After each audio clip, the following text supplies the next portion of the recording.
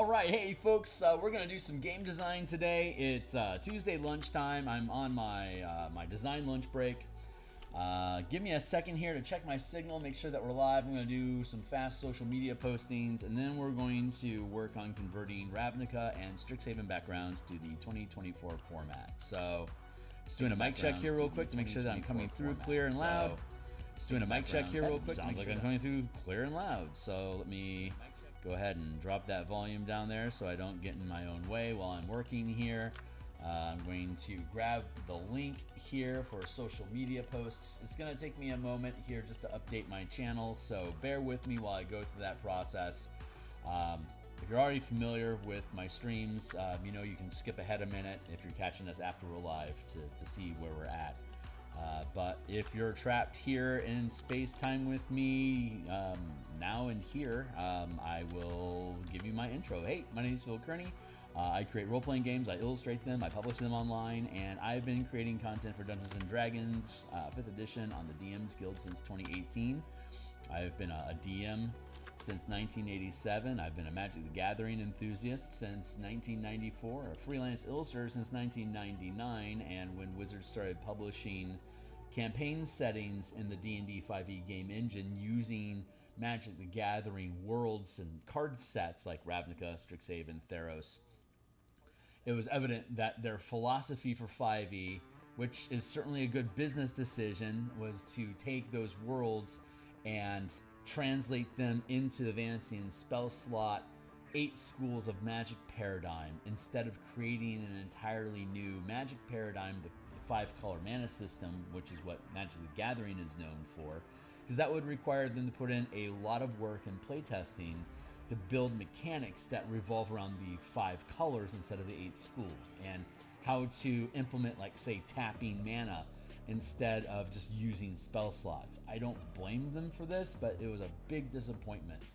that when they finally started to officially do stuff with Magic the Gathering and D&D, that they just didn't mention color at all. Big disappointment. That was the first things that I started to publish. What I do is I translate D&D into MTG. And just to catch up with stuff here, like, subscribe, hit the bell icon for... we have a new subscriber. Thanks a lot, guys.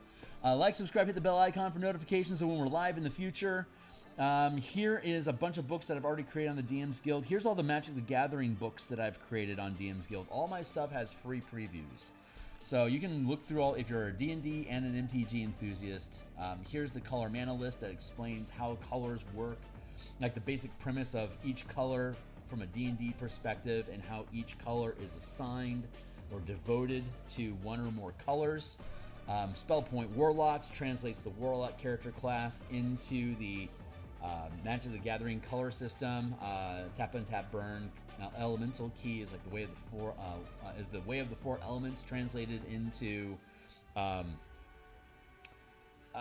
what color is red, green, blue? It's not Abzan. Temur? Is that Temur? I can't remember the wedge. Or no, that's a shard. Thank you. And then there's the core mechanics for translating all the base color magic, all the full casters into the color magic system, how the class changes. Knights and Tricksters is specifically the subclass for the Eldritch Knight and the Arcane Trickster, how to translate that into the color mana system, and then some just other goodies. You can check all these books out if you think they're cool and you want to support me. Buying those is a great way to do it, or checking out all my other books is a great way to do it. They all have massive previews, so check them out. Right now, we're going to use the playtest document that we've been using to translate all of this stuff from the 2014 mechanics into the new 2024 into the new 2024 game system that Wizards had released, which I actually think is a lot better than the original 2014 game engine. It certainly works with the color mana system better. So be welcome to check this stuff out. So I'm going to fix my screen here real quick. And this is the document that we're using. Let's see. Let's drop this down. We're going to go on a quick journey here. So if you tag along with me in the document, after all of the casting classes, we get into the backgrounds. We've worked on these before, but we've been play testing a lot, and my thought processes behind how the Ravnica and Strixhaven backgrounds are converted into the 2024 engine. I want to simplify and make easy for people to digest and have them stay in scale with the power curve that you should expect from other 2024 5e backgrounds. So again, you can, if you guys are checking this out yourselves, it's a read-only document right now. But once we publish it on the DMsGuild, it'll be 100% free preview, just like everything else that I do. So let's get to the end of all. We have all 14 classes, including the Scion, with every single subclass that's both in 2024, Unearthed Arcanas, and the ones that are, we call Forsaken, the ones that haven't been graduated to the 2024 mechanics yet. They're all in here, all translated into 2024 mechanics. One of the big things that this project is a part of as martial powers is taking the fighter, the monk, the paladin, ranger, rogue, barbarian, artificer, and warlock, and giving them, well, the barbarian, fighter, monk, and rogue specifically as martial classes, giving them a mana system similar to the spell point system we have for full and half casters, so that every single class uses the mana system as their core foundation to power things. Like in 3rd edition, there was the Book of Nine Swords, and in 4th edition, there were literally martial powers. We're taking that general premise of putting martials with the same depth of decisions and building your character and optimization options of like spell selection versus power selection. It all works off of a half casting system. I've spent probably 200 episodes on stream now building all this stuff out, and you are welcome to go on that journey if you wish. But we keep updating this stuff here, and that's what we do in these design streams, Monday and Thursday nights, Tuesday and Friday lunches. And then I do artwork Monday through Friday in the morning for the books that I publish. All the books I have linked down below is all art that I built. And if you check out my playlists, my live stream playlists on my channel here on YouTube, you'll see me building the artwork and then talking about the books that I'm building the artwork for. So it's a comprehensive process of building a book from beginning to ending, and all the things that go into it. We do all the play testing on my Discord channel. We'll hire an editor to clean up the text. I'll do page layouts and then the artwork.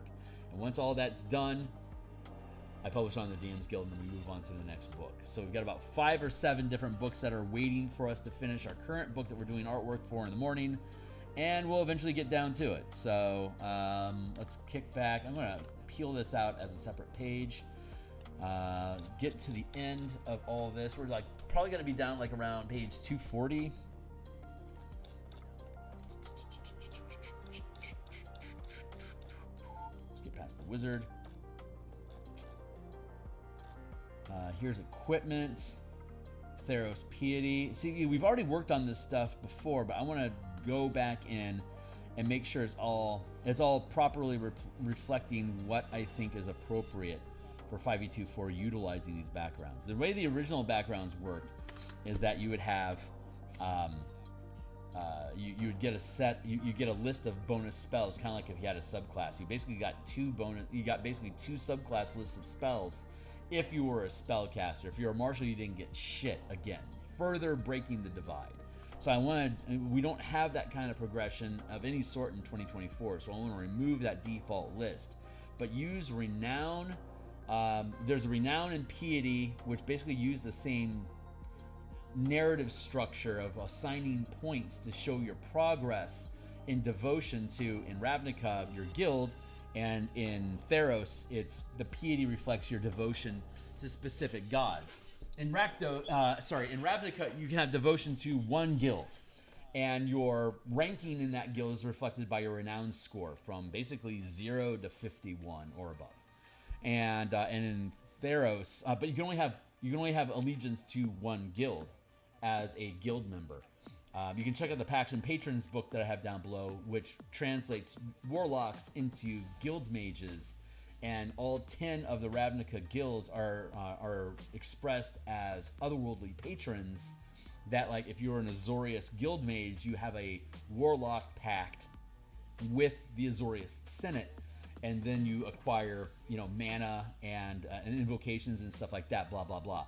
So that's like a guild mage, although any class and any subclass can be part of the Azorius Senate or any of the other 9 guilds. That's just a fun spin on the idea of a guild mage. So you can check that book out to see how that looks.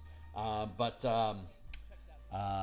then for Strixhaven, we developed the credit system, like college credits. You're at a university, right? Graduating from there to become. Well, the way that the book is currently structured in D&D is you're wizard school. You go there to learn how to spellcast, but with a unified mana system for all 14 classes using the same mana structure, Strixhaven becomes a school to learn how to control your mana, to control and expand your mana. Whether you're a spellcaster, a martial, or a hybrid like the Artificer, Paladin, Ranger, and Warlock are hybrids that can use both powers, martial powers, and spell casting to express your character. But they all use mana, color mana, or if you want to be loose in your narrative, just a mana pool that you describe as a color, or you could be really mechanical about it and assign each point in your mana pool to a specific color. So if I'm Rakdos, I'd only have black and red mana.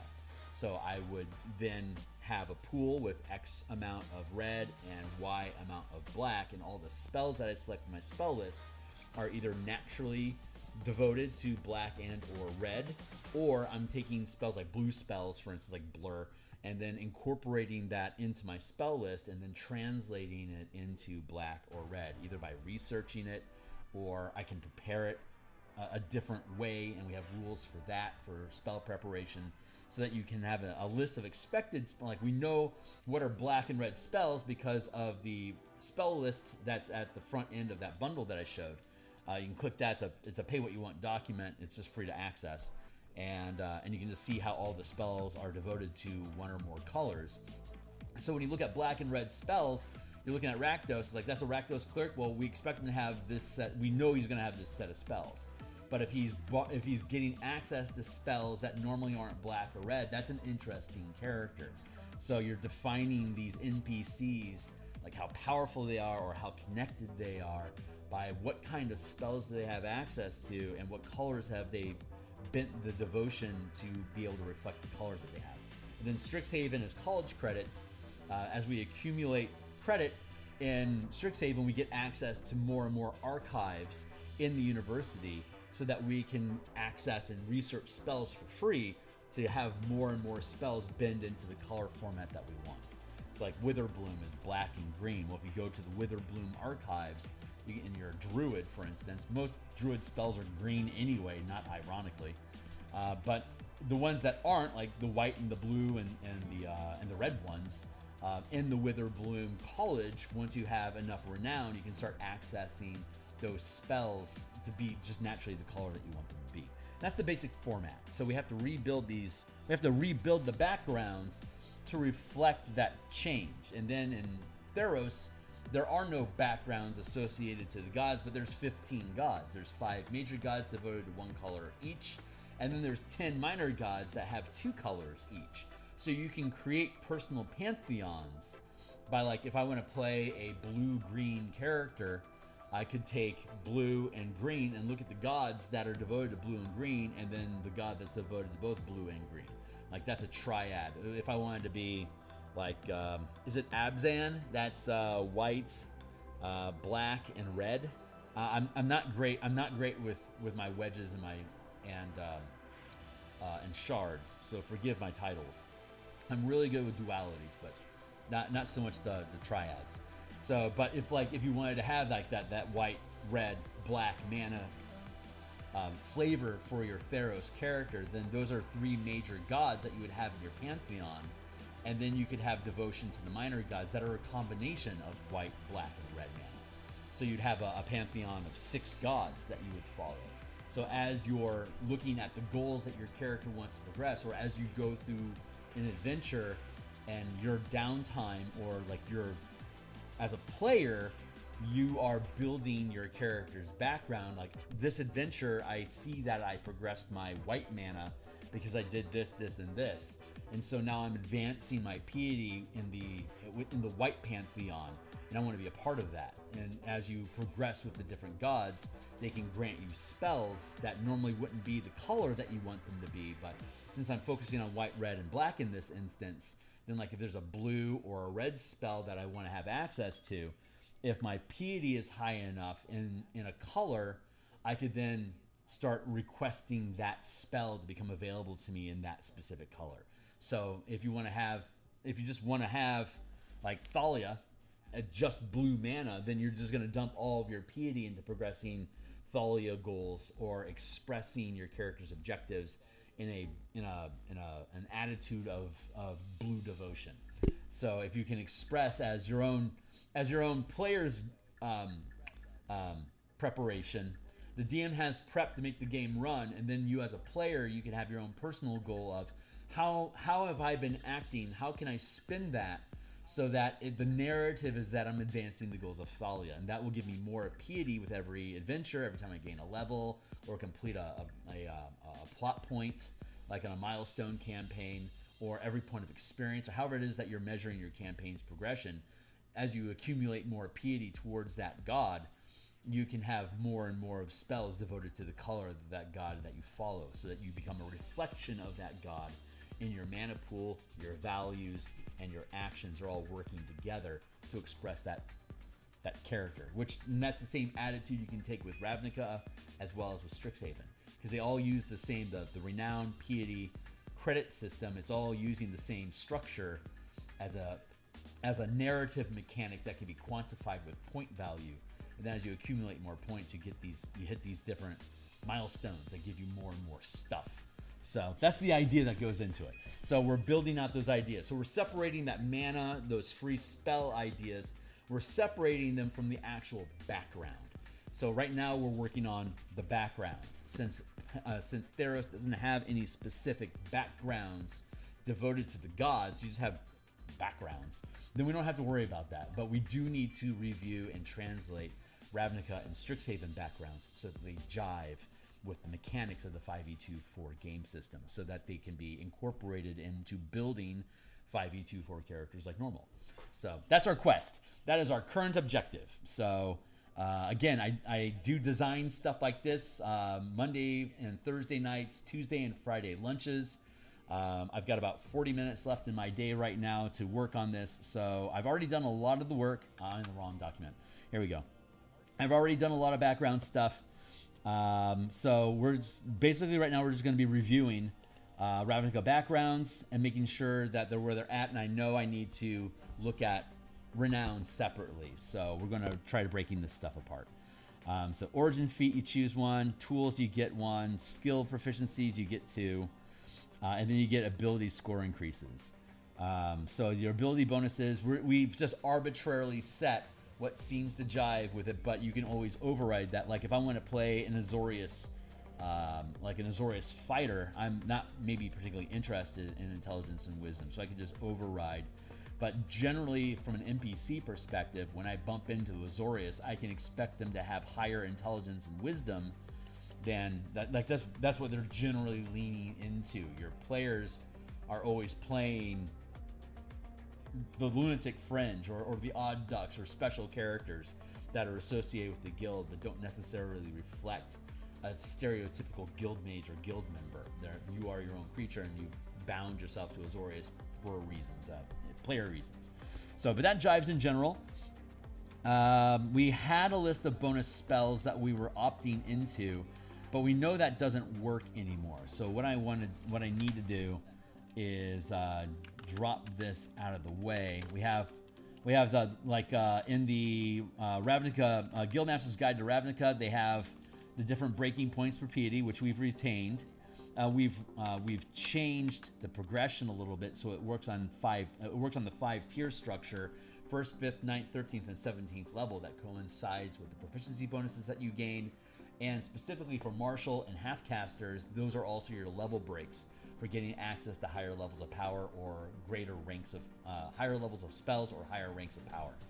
So 1, 5, 9, 13, 17. So instead of what we've done with the class builds, if you've been if you've been watching my stream, the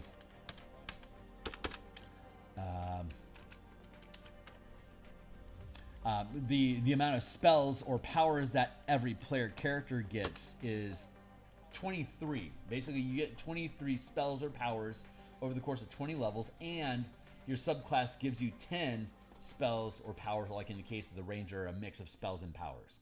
So there, you already have a ton of like 33, 35 things that you're going to be able to tack onto your character over the course of 20 levels. That's a ton. You don't need to give them another 10 bonus powers and spells, but what we do need to do is consider these are the benefits that are automatically built into the subclass, the backgrounds, or rather the renown system for Azorius Senate. We had the bonus spell list, but we're now divorcing that from the 1, 3, 5, 7, 9 structure, or for half-casters, 1, 5, 9, 13, 17, and instead we're erecting it so that it's consistent. We're looking at 51 is basically when you hit the highest end of a guild. Like, you can become a Primarch at that point. Basically, you can contend for that Primarch position, becoming is that the right word? It's been a while since I've looked at it. I think the word is Primarch, but basically leader of the guild. So from a player's perspective, you never want to be the actual leader of the guild. You always want to have an NPC that's a step above you, so that the DM can continue to function as a quest giver. But with the Bastion campaign that was introduced in 25, by the time you get 15 renown in your guild, they start giving you land and resources and troops that follow you, and you can start building Bastion using the Bastion campaign system that we developed. You can check out the playlist for the Bastion campaign to see how that system helps build out narratives of your characters gaining dominion and power in your campaign world. The Bastion and the DMG doesn't really do that. It basically just gives you free stuff and a way to get magic items that you want, but it doesn't actually empower your characters to have authority. So we built the Bastion campaign system to be able to create a game mechanic around gaining power in the world, and so that folds right into your growth in your Bastion, in your guild, to have more and more authority inside your guild, so that you have more and more priorities. So you have people that follow you, so you can make decisions at the rank that's appropriate for you. By the time you get to 51 mana, you're basically making decisions alongside the leader of your guild, and then you take your resources and your followers and develop those objectives. Because this is like high 4th tier play. That's like in-game type of stuff, and you've been building towards that since 5th level. So that's the idea. So getting rid of bonus powers and spells and replacing them. It goes to 51. So it's like, it feels like every 5 points. 5, 10, 15, 20, 25, 30, 35, 40, 45, 50. Renown, spell level,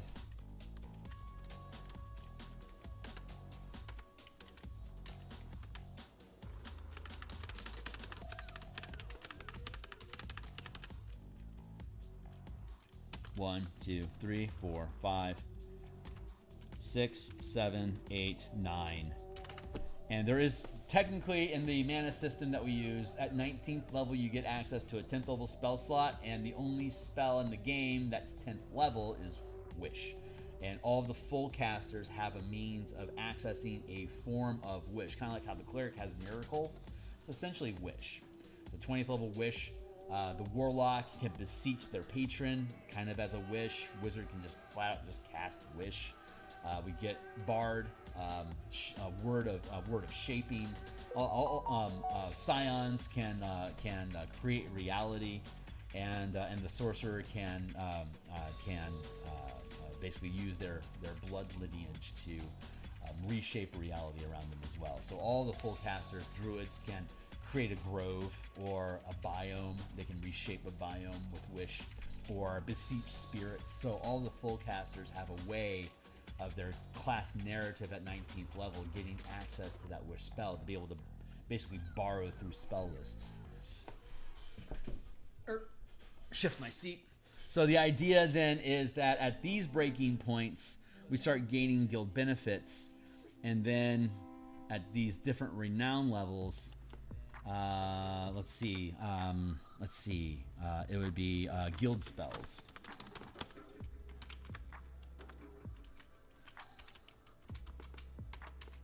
As you gain renown in your guild, you gain access to information and resources of the guild to access additional to develop and research spells of your choice.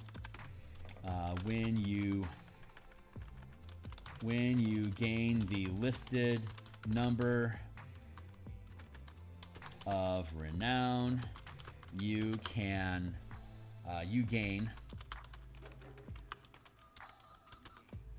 that's not the right word. When you gain the listed number of renown in your guild, you can choose a spell from your spell list to be devoted. You can choose a spell of the appropriate level of the listed level. Choose a spell up to the level listed from your spell list to be devoted to any color you choose, and it is added to your list of known spells. Now instead of making it a background feature to gain bonus spells, you get 10 bonus spells. If you're a full caster, you get 2. Well, in 5th edition 5e24, you get 4 spells at 3rd level, 1st and 2nd level 2 each. And then at 5th level, you get 2 3rd level spells. At 7th level, you get 2 4th level spells. And at 9th level, you get 2 5th level spells. If you're a half caster, at 3rd level, you get 2 1st level spells. At 5th level, you get 2 2nd level spells. At 9th level, you get 2 3rd level spells. At 13th level, you get 2 4th level spells. And at 17th level, you get 2 5th level spells. And so there's obviously a disparage there where the full casters, yet again, are accumulating power or spell or like spell strength, spell diversity faster than the half casters do, and the marshals don't get shit. So again, by having a unified mana system where all characters gain spells and have mana or powers which are alternate, like here's the list of, and again you can look at the document, it's linked down below under playtest. Here's all 124 disciplines, which are you spend mana to trigger these effects as like actions, as like magic actions, bonus actions, reactions, or as part of when you hit somebody, you spend mana to trigger an additional effect, kind of like the 2014 Paladin spells would do, or Divine Smite would do. So we have 124 here, and then we have like 68 like cantrip effects that are called meta powers, which is either like combat masteries from the weapon masteries. We divorced the masteries from a specific weapon. With this system, if you're proficient with a weapon and you're a martial character, you automatically know how to use the weapon mastery with that weapon. So if I'm a fighter and I pick up a crossbow, I can automatically use push with that crossbow if I choose. But if I prepare it as a power, I can then just pick up push. So anytime I hit somebody with a weapon, I can push them if I want. Or like if I learn topple, for example, I can get topple with a javelin, but if I pick up my crossbow and I know how to topple as a prepared power, I can now topple anybody when I hit them with a crossbow. So with the crossbow, it can naturally push people, but I know how to use a crossbow that I can topple people. With a javelin, I can naturally topple creatures with a javelin, but if I pick up push, I can naturally push them when I hit them with a javelin as well. It works for melee weapons and ranged weapons, like the grapple mastery requires a melee weapon. The nick mastery requires that it be a light weapon and that you're dual wielding when you do it, but it also includes natural and unarmed attacks as well. It's like the monk using unarmed strikes can benefit from this, and like your minotaur, Using horns or a centaur using hoof strikes can also benefit from the Nick Mastery naturally as part of your weapons. So that really helps lean into like that Minotaur flavor. Super fucking, I love Minotaurs. They're so cool. I'm a Tauren. So, I mean, I can't help myself. I've always had a crush on Minotaurs. But we have 12 different masteries that are more, there's only 8 masteries in the player's handbook, and they're all, each weapon only has 1 mastery. There you go. Some of them make sense, some of them don't. This allows you to, it's like, I like tripping people, and like we have powers up here, like when you knock somebody down, you get a free attack against them if you spend a point of mana. It's like, okay, cool, let's do that. And like, it'll cost you a reaction, you spend the point of mana, I tripped them with a mastery, I just hit them, and now I can use my reaction, spend a point of mana, and I can attack them with an opportunity attack during my turn because I tripped them. Like, that's one of the, like, the martial tricks that you can do. So these are, and there's 124 of these sort of effects that you can do. So it doesn't make sense. It makes sense that since all the classes now are using mana, that we have a unified progression instead of just giving spellcasters more sooner. We scale it out so everybody gains progression at the same rate. So by divorcing character level from the renown that you acquire to access spells, we now make it, we'll give you that first level spell when you have 5 mana, up to the maximum level spell that you can cast. So if you're playing a paladin that caps at 5th level, by the time when you gain the listed number of renown, you can choose a spell up to the level listed from your spell list that you can that you have gained as a character.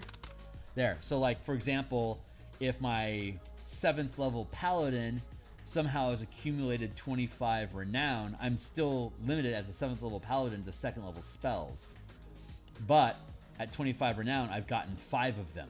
So I could have a whole bunch of spells stacked up. But ideally, you're pacing your renown, your piety, your college credits are pacing alongside the level of your character. And you can run it so that, like, whenever you gain this level, if you don't want to specifically track NPC like narrative progress in your game, you can just bind it to, like the Bastion system, you can bind the rank of your renown to your character's level. In the Bastion system in the DMG, when you hit a certain level, your Bastion gains a rank from 1 to 5 or 1 to 4. It starts at 5, then 9, then 13, then 17. Those are your 4 ranks.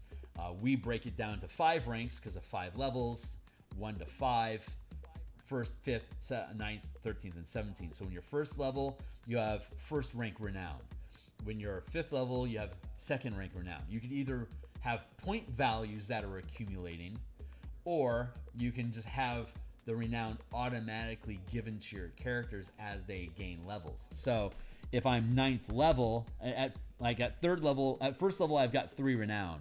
And by the time I get to 5th level, I'll have 5. So that means that I can basically float from level 1 to 5, 12 points. That's what, 3 points? So it's 3, 6, 9, 12, 15, 18, 21, 24, 27. You see how that's progressing? 6, 9, 12. See, hopefully this makes sense. We're deconstructing it so that it has a natural scaling. That'd be a 30, 33, 36, 9, 10, 11, 12, 13. There you go. 42, 45, 48.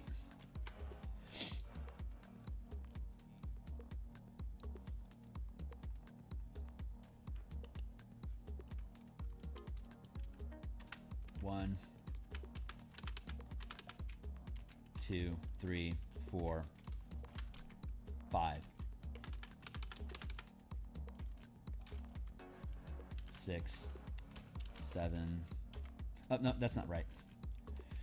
How would that go? 1, 2, 3. This should probably work out. 4. Yeah, 5. There you go. 6. 7 at 13th level. Refresh.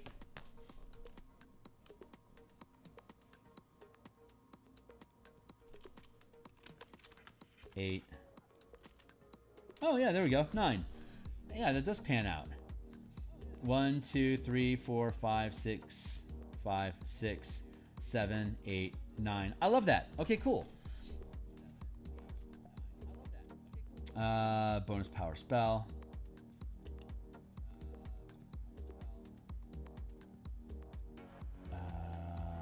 Let's see, Ravnica Guild backgrounds. Ravnica Guild backgrounds. 1, 2, 3, 4, 5. Yeah, let's just build that in. So every 4 levels you gain another benefit, and every other level we gain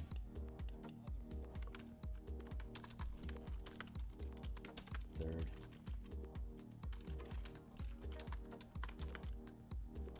Seventh.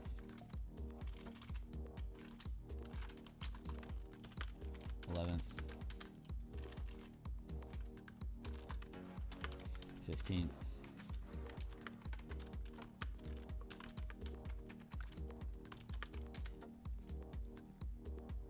And 17th. There we go. And it could go to, and then Wish is the only 10th level spell, but the scale for Renown caps at 51, so it makes sense that we wouldn't have the 10th level spell slot. 9 is fine. It's, again, these are just bonus spells. Guild spells. Guild bonus powers spells. As you gain renown in your guild, you gain access to information and resources of the guild to develop and research spells of your choice. When you gain the listed number of renown in your guild, you can choose a spell up to the level listed for the spell list that you have. Spell or power or spell list. Power or spell list that you have gained as a character to be devoted to any color you choose, and it is added to your list of known spells. If you are multi-classed and have access to more than one list, choose from the number. Choose from the lists. Choose from one of the lists. Horrible language, which could be different. This is, again, I hire an editor to help me walk through this shit to make sure that it actually, like, words good. This is not good wording. And this structure is a little clumsy, so we're just going to get rid of that. I mean, it works, but the 3-point system actually, this is actually a much more elegant system to use. It's not very compact. But Ravnica Guild backgrounds, and I guess that would technically be, we're kind of intermixing. I'm trying to separate backgrounds from renown, but I see that I'm mixing them together. I'm not necessarily happy about that, but I don't hate it either. I mean, this is the formatting that we're using. This is how the scaffold works. So I guess it'll do for now. We'll pretty this up when we actually build a table. We'll integrate all this shit in more smoothly. So let's go to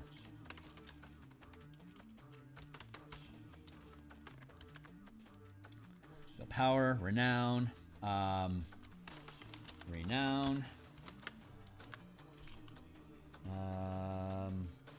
let's do it like this.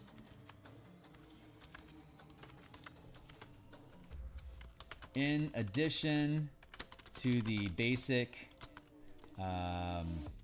background benefits gained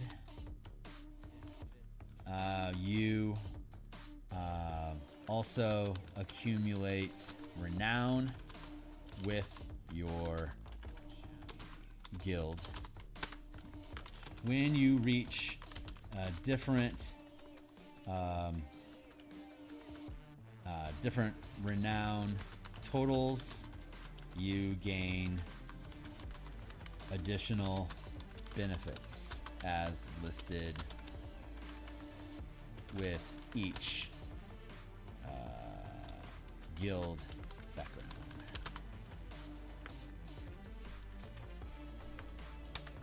There. Guild bonus, power spells, and guild benefits.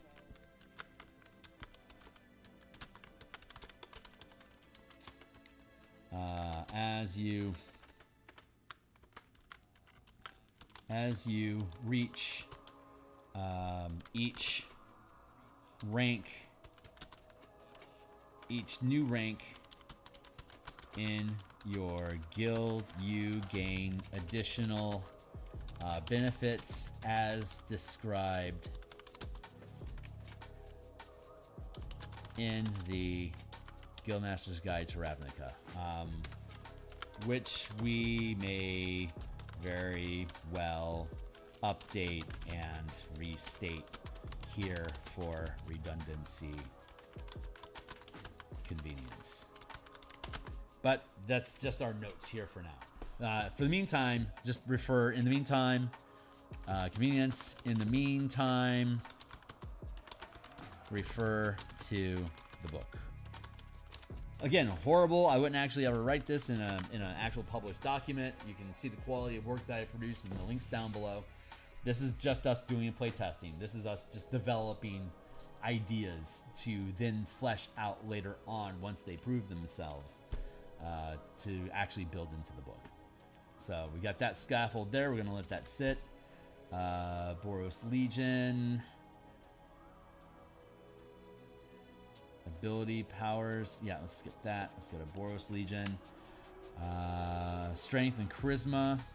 Or choose two. Athletics, Intimidation. Gaming set. That feels good. Origin feat. Yeah, you can always just pick your own origin feat. Let's get rid of the bonus powers and spells.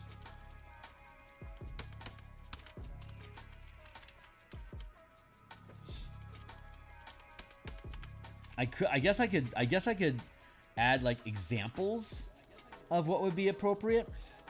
That might be a good way to do that. But this I hadn't thought through this structure right. This literally what we've been going over here for the past 40 minutes. That's literally the new scaffolding that we're using. This is something that gelled for me basically over the past 2 days, that it's kind of locked in place for me. Like, this is the way to do it.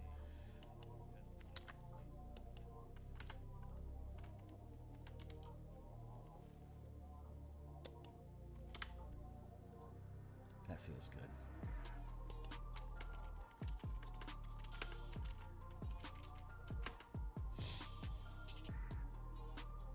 Yeah, we'll build all of that stuff out later. I don't need to worry about it right now.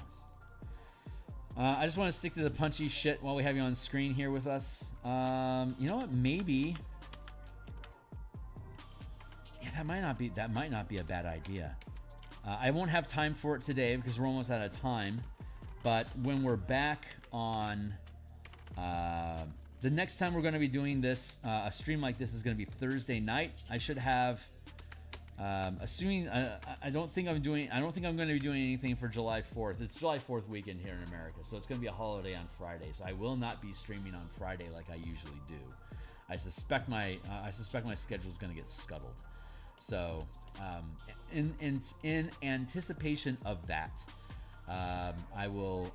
My plan is on Thursday, when we continue this project, we'll be able to finish up the Ravnica details, and then since we'll be skipping Friday, when we come back Monday night to continue developing, I think at that point we'll probably be able to do the same process with Strixhaven. But I think what I'm going to do is we'll have like I'm going to stop doing that. Let's go to our Azorius list here, and we go to first level, and then we have powers and we have spells, right? So if we go into our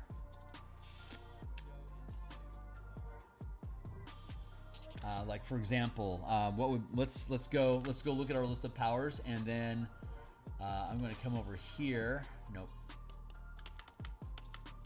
because we're almost out of time today. So let's peel open our. Actually, this is the old 24 rules.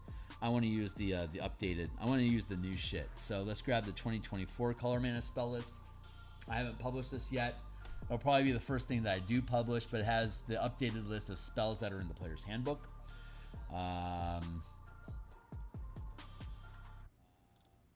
So let's see. Let's take a look at what makes sense. I think command makes a lot of sense for Azorius. Is there something that's better? Command is a white spell already anyway, so that jives. But is there something that makes more sense? Command is such an Azorius thing to do, though. Fuck, that's so iconic. I like the idea of us not caring what spell list maybe not caring what spell list it came from, and just give you just whatever spell is most appropriate, kind of like how your bonus spell list doesn't matter, but this could just be an example. Maybe that's what we do. We allow you to the easy way to go would be to pick from the spell list that you already have, which is we've already listed. But another way that we could do it is pick any spell, just like a subclass. We already had that flexibility with the subclass from Ravnica's backgrounds as they were previously built. You just pluck a spell, doesn't matter what list it's from. If it's appropriate, there you go.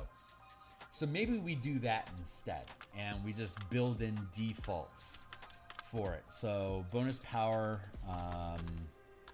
command, for example. Now let's go to the list of powers and see what makes sense for Azorius as first rank powers. What could we potentially pluck from within here? What would taste good? Let's go to exploits first and work our way through. Cooperative effort. It's 1 mana. It's an exploit. So when using the help action, which is typically a standard action, right? So when using the help action to grant advantage to the ability check or attack of an ally within 60 feet of you, roll 1 power die per mana channeled, adding the highest result to the ally's die roll. You're already giving them advantage by expending your action to help them. But now by spending mana, for each point of mana that you spend, you get a power die, right? So we've talked about this. The power die is like an inspiration die, martial arts die, superiority die. It serves that same role. At first level, it's a D6. It becomes a D8 at 9th, then it becomes a D10 at 17th. It doesn't outshadow any other class, but it borrows ideas from across the gamut of classes and feats and options and stuff. So the idea in this instance is like at 5th level, I can channel 2 mana. That's my max channel limit, 2, but I'm still stuck on D6s. At 9th level, I can channel up to 3 mana and it'd be a D8. So in this particular example, cooperative effort, I can roll, if I spend at 5th level or 6th, 7th, 8th level, I spend 2 mana, I can roll 2 6-sided dice and I add the highest result. After like 3 dice, after 3 dice, you're typically going to get something above like at 9th level, I'm rolling a D8. If I throw 3 mana, 3 is my cap. If I threw 3 mana at it, then I would most likely get something above 5. I could take my chances and just spend 1 mana on it, and at 9th level, roll a D8, and maybe I'll get a 1, maybe I'll get an 8. The more dice I throw, the more likely it is I'm going to get to 8. But I'm spending more mana to do it, so I'm chewing through my resources to assure better results. So that's the risk. That's a lot of the risk reward that operates inside the system. But cooperative effort a decent. I think that's a decent sort of Azorius sort of concept. But honestly, cooperative effort, that's probably more Selesnya than Azorius. So I like that idea, but I don't think I want to commit to it yet. Let's see if there's something else. Quick interaction, you can use a bonus action to take the influence or study action. That feels a lot like Azorius. We could probably get away with that. But let's see if there's anything else going. It's like subtle channeling is incredibly demure. And this is for the martial characters specifically, right? Because we have command queued up for Azorius already. So, but is there something else, like a first rank maneuver, that would make sense? Because currently, quick interaction makes a ton of sense.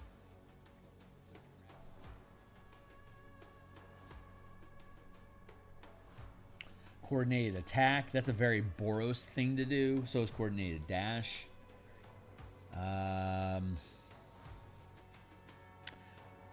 Goad feels kind of like a rule sort of thing to do. Rally feels very Selesnya.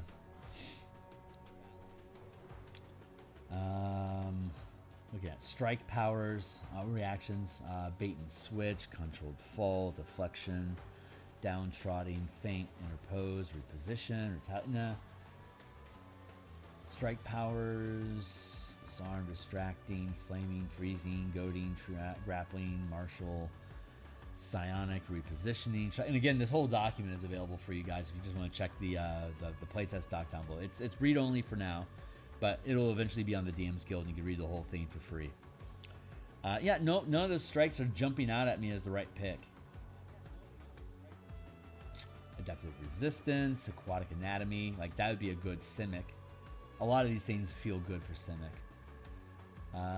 Close quarter combat, kicker, crouching stance, empowered ability, extended reach, fast, instant skill, lycanthropy. Lycanthropy would be really good for Simic as well. Omnilinguist, talk to anybody with a language in their language. That's not bad. Trap Springer. Okay, we're gonna go with yeah, we're gonna go with quick interaction. I think that's what it's called, right?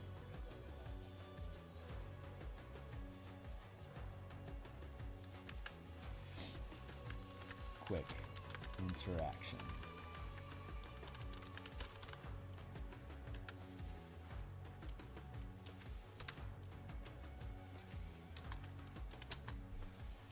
And like at second level, powers only scale from 1 to 5. So I wouldn't have to worry about picking second rank until we get here. So we picked up command at first level, and then we'd have second level spells here, third level spells here down the line, right? But I'm down to 2 minutes left. I think I've hit the end of my lunch. Let me check. What's my timing? Yeah, I'm at 53 minutes. So this is probably a good natural point for me to stop, for me to get back to work. That means that when we come back on Monday, we're going to, on Monday night, we'll come back and we'll go through and we'll structure all this stuff. I think that'll make a lot of sense. Like 9th level spells, marshals only get the 5th. So like by the time we get to 17th, there would be 1 5th rank power that you would, or actually the martial power system caps at 4th rank. So by 13th level, we've hit our cap on like the maximum rank of power that you can gain in the martial power system. It only goes up to 4. So that would mean that we get potentially a 4th rank, 4th rank power for free. But we aren't really bound in the subclasses. We aren't really bound to like 1st rank at 3rd level, 2nd rank at 5th level, 3rd rank at 9th level, 4th rank at 13th level, because at 17th level, what are we going to do 4th rank again? No, we look at what the subclass can do and what powers make sense for the flavor of the subclass and what things are we getting at each subclass level, and what would make sense, like goading strike for a cavalier, for instance, at 7th level makes more sense than it would like at 15th level, because the cavalier gets that cooperative effort thing. So anyway, those are the ideas. So I'm going to continue with this on Monday night. This is just getting the ball rolling so that we know what we're doing. If you think this stuff is cool, God bless you. I'm glad that you do. And I've been doing this. I've been developing this specifically for about 18 months now here on screen. We've been playtesting it for over a year, and it's coming along really, really nicely. The actual mana system I published back in 2018. We had started playtesting it in 2017. I've ran through 2 full campaigns from level 1 to 20 using the color mana system, and I've ran a number of other campaigns as well, anywhere from like basically level 3 to 16, and it works. And we've had a number of innovations that we're improving on the system that we're going to incorporate when we rebuild the books for 2024. All this effort is to take all the books that are already down below and updating them using these new 2024 mechanics. And if Wizards is true to their word and they keep 5e and just do little tweaks and adjustments over time, we'll be able to tweak and adjust our books alongside it and keep them relevant to what is, cutting, like the bleeding cutting edge of what Wizards thinks 5e is supposed to be, and then improve upon it using the mana system. So that's it for today. If you guys think this shit's cool, like, subscribe, hit the bell icon for notifications of when we're live in the future. I'll be back tomorrow morning to continue working on our Bob Ross painting for the Eberron setting in Karnath, doing our tulip field in the along the Karnwood, and then again Thursday morning more art. Friday morning, maybe I'll be here, maybe I won't. I don't know what my day is going to look like because of the holiday.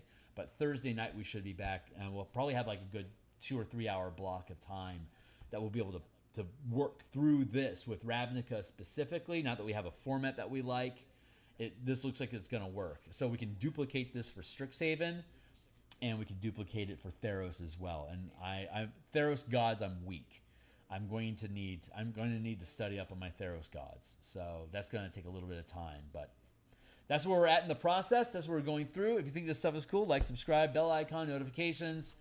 Be welcome to drop comments. Join my Discord community. Link down below if you're interested.